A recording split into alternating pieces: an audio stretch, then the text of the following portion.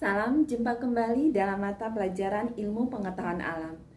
Pada pertemuan kita kali ini, kita telah memasuki materi keempat di semester genap kali ini tentang pemanasan global.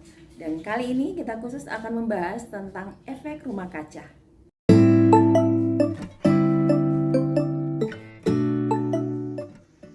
Dilansir dari dw.com, sejak beberapa dekade terakhir ini, para pakar iklim terus mencemaskan dampak pemanasan global, khususnya yang menimpa kedua kutub bumi. Hal terutama yang diamati dan diteliti adalah kawasan kutub utara.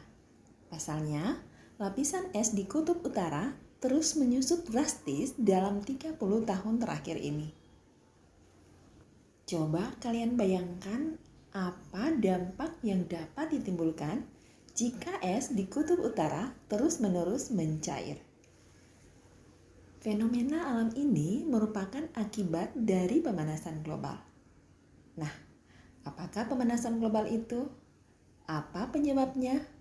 Apa saja dampak dari pemanasan global? Dan bagaimana penanggulangan masalah pemanasan global yang dapat kamu lakukan?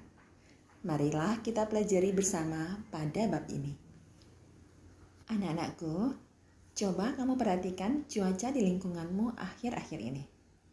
Apakah kamu menyadari bahwa suhu udara di bumi semakin panas? Ya, hal ini berkaitan dengan perubahan iklim global yang sedang terjadi saat ini. Perubahan iklim global pada prinsipnya ini disebabkan oleh naiknya gas-gas karbon dioksida, gas metana, dan gas-gas lain selama beberapa dekade terakhir.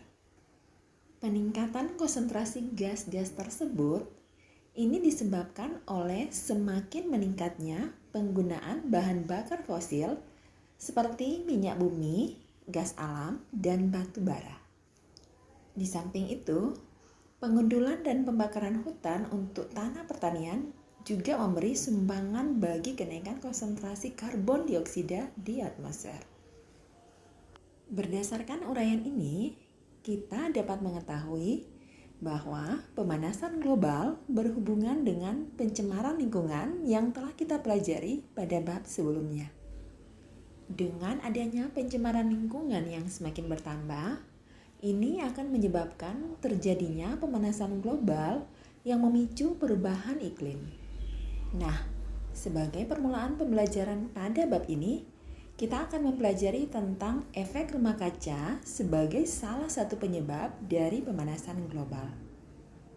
Efek rumah kaca terjadi ketika gas-gas rumah kaca di atmosfer bumi memerangkap radiasi panas dari bumi. Dan radiasi panas matahari yang masuk ke bumi akan menyebabkan bumi menjadi panas, dan panas akan dipantulkan lagi keluar atmosfer. Jika tidak ada efek rumah kaca, maka suhu di bumi akan dingin dan tidak dapat terjadi kehidupan. Karena tanpa adanya efek rumah kaca, planet bumi akan membeku dan dipenuhi oleh es.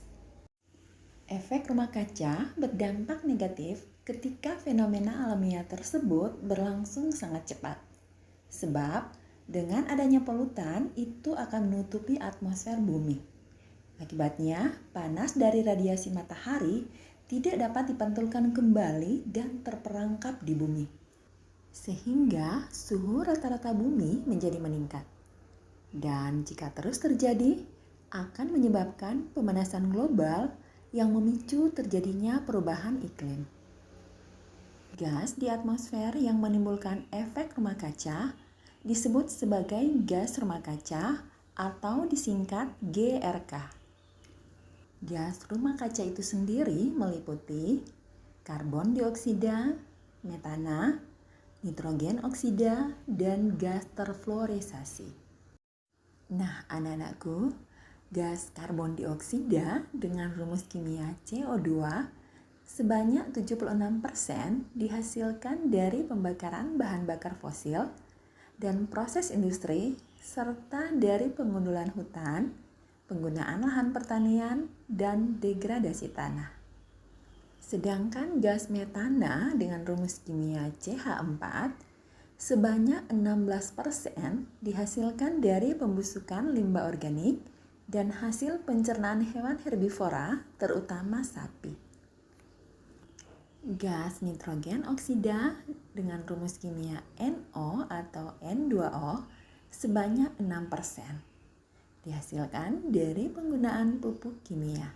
Dan gas terfluorisasi sebanyak 2% meliputi hidrofluorokarbon dengan rumus kimia HFCS, klorofluorokarbon CFC, perfluorokarbon PFCS, dan sulfur heksafluorida SF6. Ini dihasilkan dari proses industri, mesin pendingin, dan konsumsi berbagai produk. Demikianlah pembahasan kita kali ini, semoga bisa dipahami dengan baik. Kita akan bertemu kembali pada pembahasan berikutnya. Sampai jumpa.